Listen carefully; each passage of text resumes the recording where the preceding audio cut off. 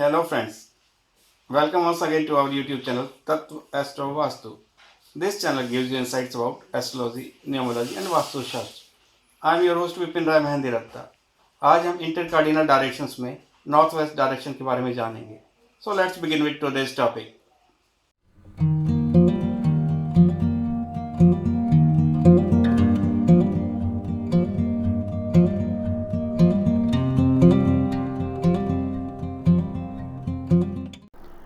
Inter cardinal series की श्रृंखला में आज हम इस श्रृंखला की अंतिम और एक और महत्वपूर्ण कड़ी नॉर्थ ईस्ट डायरेक्शन यानी वायव्य दिशा के बारे में जानने का प्रयास करेंगे. अब तक हमने इंटर कार्डिनल सीरीज में नॉर्थ ईस्ट, साउथ ईस्ट और साउथ वेस्ट डायरेक्शन का किसी लिविंग या वर्किंग स्पेस में रहने या कार्य करने वाले व्यक्ति या व्यक्तियों के जीवन या कार्य क्षेत्र में होने वाले अलग अलग प्रभावों को जाना. ठीक उसी प्रकार किसी लिविंग या वर्किंग स्पेस में रहने या कार्य करने वाले व्यक्ति या व्यक्तियों के जीवन में नॉर्थ वेस्ट डायरेक्शन के अच्छे या बुरे प्रभावों को जानेंगे. नॉर्थ वेस्ट डायरेक्शन के महत्व का अंदाजा इस बात से लगाया जा सकता है कि किसी लिविंग या वर्किंग स्पेस में रहने या कार्य करने वाले व्यक्ति या व्यक्तियों को अपने जीवन या कार्य क्षेत्र में कभी न कभी मदद की जरूरत होती है, चाहे वो मानसिक हो, शारीरिक हो या फिर आर्थिक.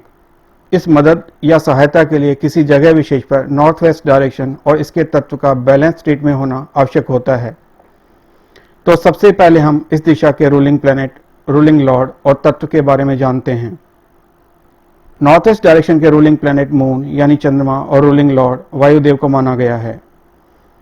इस दिशा का गुण सात्विक और तत्व वायु माना गया है.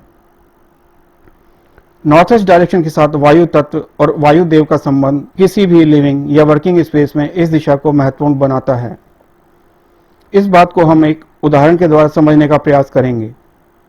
अगर हमें अपनी बात को किसी अन्य व्यक्ति तक पहुंचाना हो या उसके सामने अभिव्यक्त करना हो तो शब्दों की आवश्यकता होती है और फिर उन शब्दों का उस व्यक्ति विशेष तक पहुंचना आवश्यक होता है.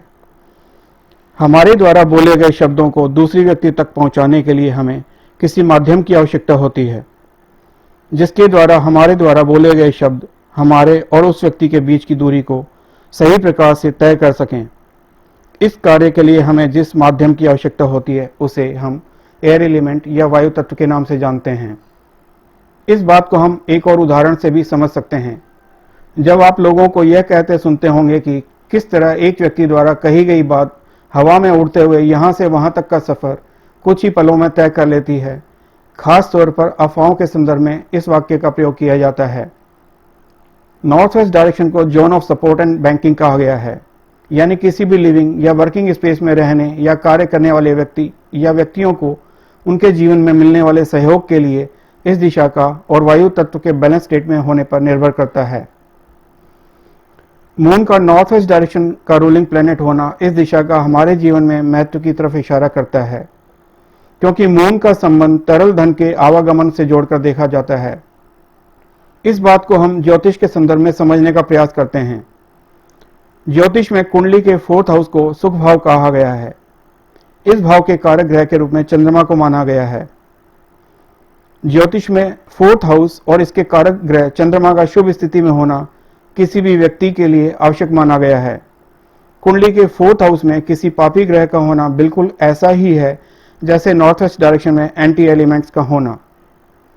जिस तरह कुंडली के 4th हाउस में पापी ग्रह का होना 4th हाउस के लाभों में कमी करता है, ठीक उसी प्रकार किसी लिविंग या वर्किंग स्पेस में नॉर्थ वेस्ट डायरेक्शन में एंटी एलिमेंट्स का होना उस जगह विशेष पर रहने या कार्य करने वाले व्यक्ति या व्यक्तियों को इस दिशा से मिलने वाले लाभों में कमी करता है. नॉर्थ वेस्ट डायरेक्शन का महत्व आज के आर्थिक परिवेश में और अधिक हो गया है.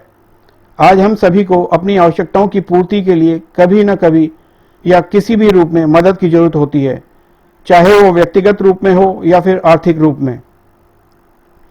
एक व्यक्ति को अपने जीवन काल में कई बार आर्थिक आवश्यकताओं की पूर्ति के लिए बैंक या अन्य वित्तीय संस्थाओं से लोन लेने की आवश्यकता होती है. इसके अभाव में व्यक्ति को अपने निजी जीवन या फिर कार्य क्षेत्र में परेशानियों का सामना करना पड़ सकता है. नॉर्थ वेस्ट डायरेक्शन के लॉर्ड के रूप में वायुदेव और तत्व के रूप में वायु को मान्यता प्राप्त है. या सीधे शब्दों में कहा जाए तो वायुदेव को इस दिशा का लॉर्ड और वायु को इस दिशा का तत्व कहा गया है। जैसा कि पूर्व में भी बताया गया है, हम सभी को अपने द्वारा बोले गए शब्दों को दूसरे व्यक्ति तक पहुंचाने के लिए किसी माध्यम की जरूरत होती है, जिससे कि हमारे द्वारा कही गई बात उस व्यक्ति तक स्पष्ट रूप में और समय पर पहुंच सके जिसे हम वह संदेश देना चाहते हैं।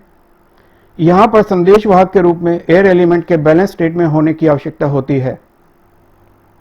अगर इस बात को और स्पष्ट किया जाए तो कहा जा सकता है कि किसी व्यक्ति विशेष द्वारा मांगी गई मदद उसे सही समय पर मिल सके ताकि उसका अधिक से अधिक लाभ उसे मिल सके।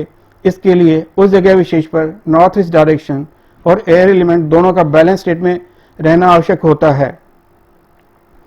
आज के डिजिटल युग में जहां हम सभी ज्यादा से ज्यादा संचार माध्यमों का उपयोग अपनी दैनिक आवश्यकताओं की पूर्ति के लिए करते हैं, आज इस मोबाइल क्रांति के युग में हम सभी इस माध्यम का उपयोग संचार माध्यम के लिए करते हैं।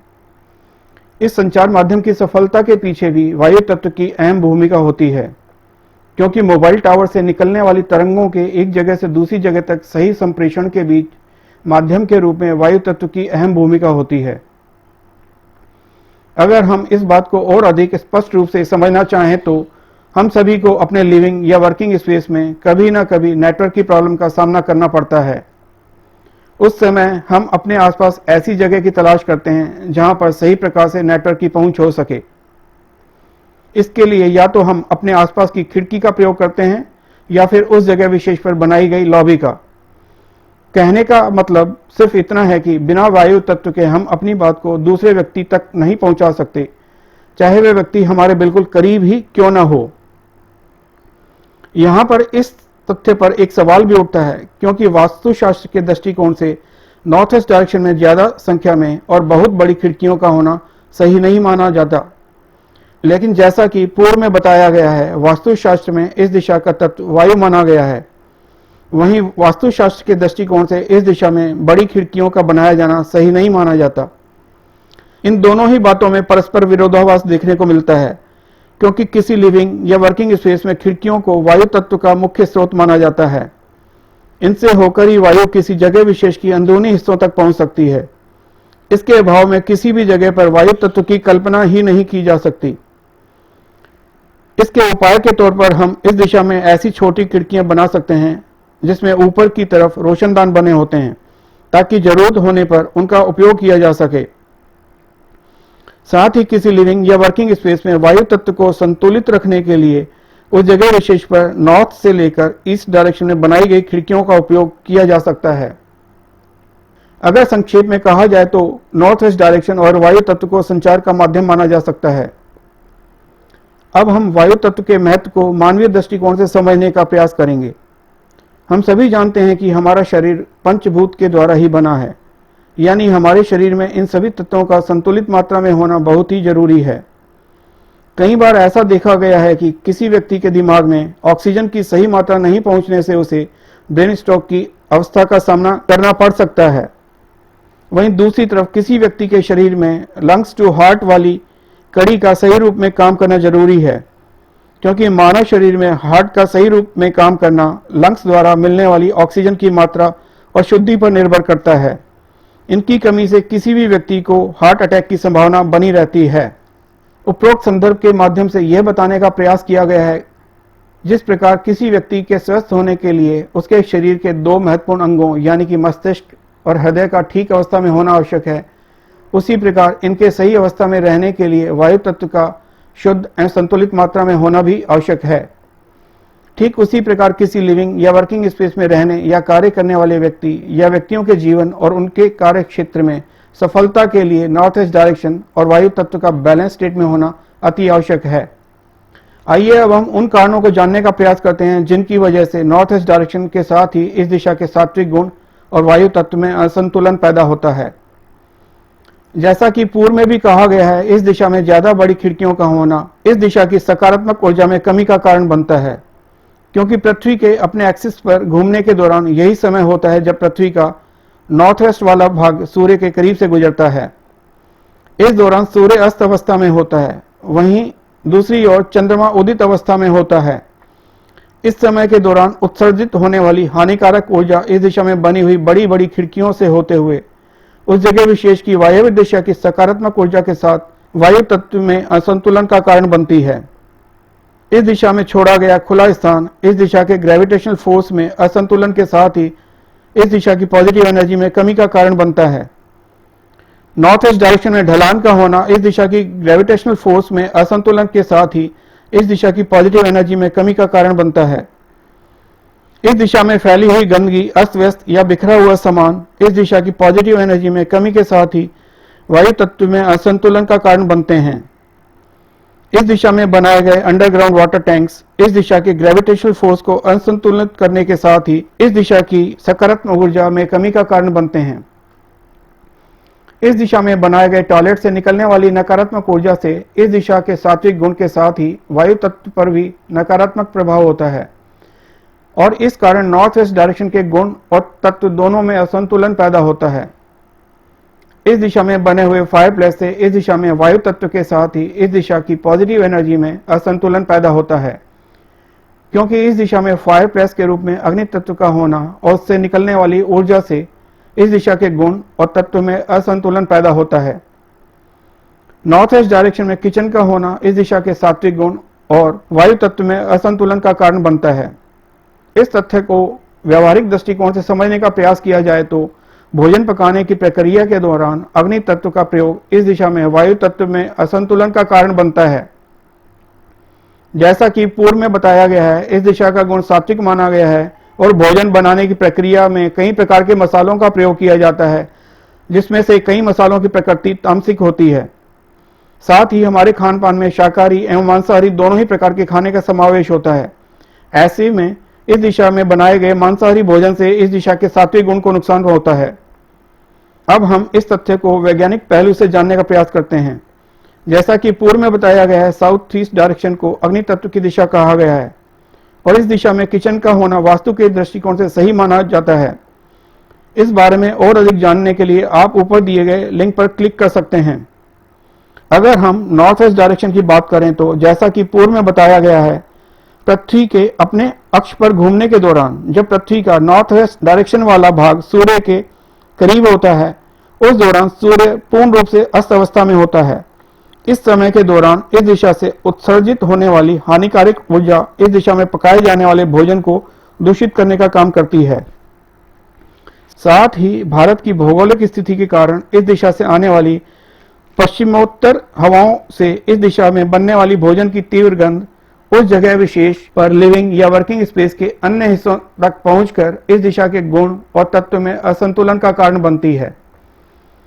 जैसा कि पूर्व में कहा गया है, नॉर्थ ईस्ट डायरेक्शन को सपोर्ट और बैंकिंग की दिशा कहा गया है, यानी किसी व्यक्ति को उसके जीवन में मिलने वाले सपोर्ट, चाहे वो व्यक्तिगत हो या आर्थिक, इस दिशा का संतुलन में होना आवश्यक है। आज हमने इंटरकार्डिनल सीरीज की इस अंतिम कड़ी में नॉर्थ ईस्ट डायरेक्शन, इसके गुण और तत्व के साथ साथ इस दिशा के रूलिंग प्लैनेट और रूलिंग लॉर्ड को जानने का प्रयास किया।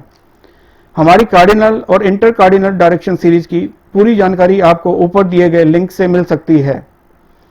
अंत में यही कहना चाहूंगा कि वास्तुशास्त्र का मूल उद्देश्य किसी लिविंग या वर्किंग स्पेस में रहने या कार्य करने वाले व्यक्ति या व्यक्तियों के समूह को उस जगह विशेष पर मौजूद पंच तत्वों के बीच आपसी संतुलन को वास्तुगत सिद्धांतों को ध्यान में रखते हुए बनाए रखने का प्रयास और इनके संतुलन का लाभ उनको उनके जीवन काल में व्यक्तिगत और आर्थिक रूप से मिल सके के बारे में बताना है। अगले टॉपिक में हम वास्तुशास्त्र के एक और अहम पहलू ब्रह्म स्थल के बारे में जानने का प्रयास करेंगे। इसके साथ ही जल्दी ही हम इस चैनल पर ज्योतिष शास्त्र की श्रृंखला की शुरुआत करने जा रहे हैं, जिसमें हम ज्योतिष के पहलुओं को जानने का प्रयास करेंगे ताकि किसी लिविंग या वर्किंग स्पेस में रहने या कार्य करने वाले व्यक्ति वास्तु और ज्योतिष शास्त्र के बीच आपसी संबंध को समझकर उस जगह विशेष का अधिक से अधिक लाभ ले सकें। Thank you for watching. अगर आपको ये वीडियो पसंद आया हो तो इसे लाइक करें, शेयर करें and do subscribe for further notifications.